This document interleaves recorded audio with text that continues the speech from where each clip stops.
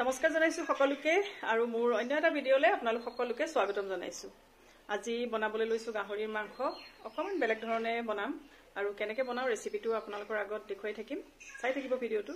মাংসখিনি মই বইল কৰি ললো। 50% মান বইল কৰিছো আৰু তাৰ পাছত আকৌ ভাজি থাকুনতে বইল হ'বই। খালে ইয়া কেৰাহীখন গৰম কৰি মই ইয়াতে অলপ মিঠাতেল দি দিছো। আৰু তেলখিনি গৰম হৈছে। এতিয়া মই ইয়াতে দি দিম পিয়াজ। बहुत बेसिও दिया ना এটা দিছো পিয়াজ। এতিয়া এইখিনি অকমান ভাজি লওঁ। পিয়াজখিনি ভাজি হৈ গৈছে। এতিয়া এয়া বইল কৰা মাংসখিনি মই ইয়াতে দি দিছো।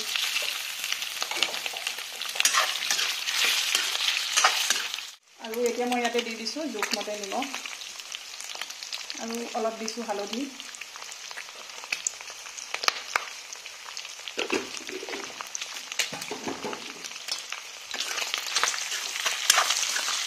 ভালকে লৰাই দিছো এইখিনি অকমান সময় ভাজি লম এতিয়া।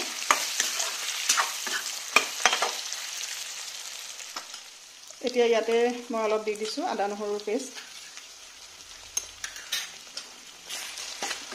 বহুত বেছিও মছলা নিদো, মানে অন্য গুড়া মছলা নিদো আৰু এনেকৈ বনাম।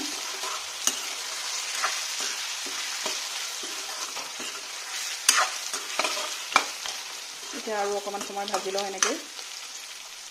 আৰু এতিয়া কালাৰৰ কাৰণে মই অকমান এয়া ৰেড চিলি পাউডাৰ দি দিছো, কাশ্মীৰী ৰেড চিলি পাউডাৰ।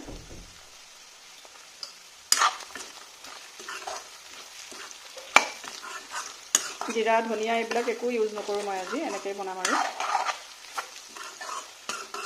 এতিয়া ইয়াতে মই দি দিম এয়া বিলাহী।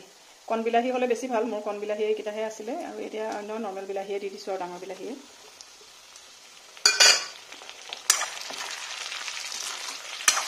এইখিনি গলি যোৱালৈকে অকণমান সময় ভাজি ল'ম এতিয়া।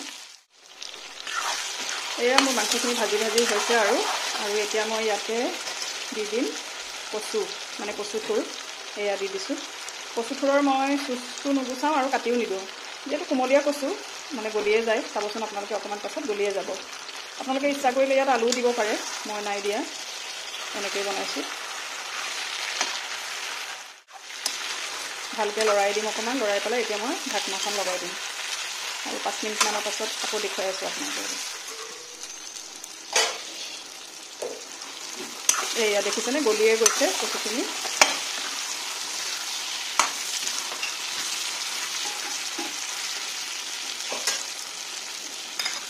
আৰু মই এতিয়া ইয়াতে দি দিম জালুক। এয়া জালুক পিচি থৈছিলোঁ, ইয়াতে দি দিছোঁ।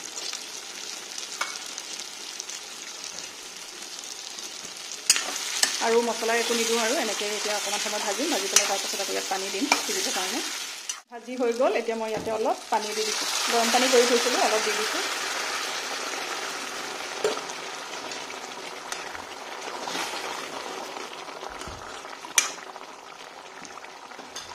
এতিয়া ঢাকন লগাই অলপ সময় সিজিবলৈ দিম। বেছি সময় নালাগে, যিহেতু মই মাংসখিনি সিজাই লৈছিলোঁ। অকণমান সময়তে হৈ যাব আৰু, চাই থাকক আপোনালোকে।